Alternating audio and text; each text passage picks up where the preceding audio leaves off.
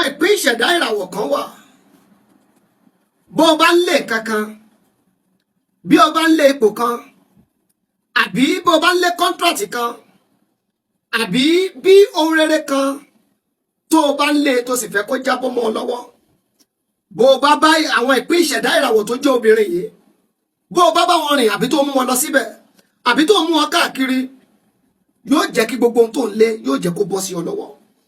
Àṣírí ìràwọ̀ lórúkọ tèmi gbogbo ẹ̀yin tẹ́ ń bá wá ṣíà fídíò wa ẹ ṣé iná ní tán lọ́wọ́ yín. Ṣẹ́rí àṣírí òun lohun táwa ń sọ níbí àwọn àlóhun méjì tá à ń sọ àṣírí. Àwọn ìpín ìṣẹ̀dá ìràwọ̀ wo ni mò ń sọ nípa rẹ̀?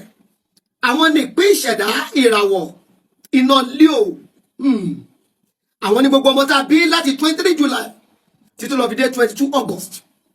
Bí ó tilẹ̀ jẹ́ wípé ọ̀pọ̀lọpọ̀ àwọn tó bá fẹ́ àwọn tí ń bẹ lábẹ́ ìpín ìràwọ̀ yìí wọn ò mọ ìwúlò wọn. Torí ẹ̀ lọ́lọ́run ṣe gbé àwa láti ṣe kíni láti máa tú àwọn àṣírí.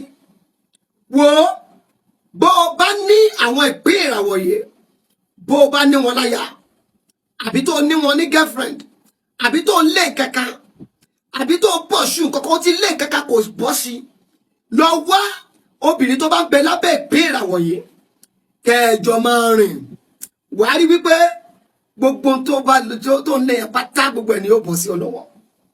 Ẹ wo a máa ń pè wọ́n ní glory builder ohun méjì ló sọ papọ̀ lábẹ́ ìpín ìràwọ̀ yìí ṣùgbọ́n ẹ jẹ́ kí n sọ ní eléyìí ìràwọ̀ yìí wọ́n jẹ́ ìràwọ̀ tó máa ń ran ènìyàn lọ́wọ́ gan.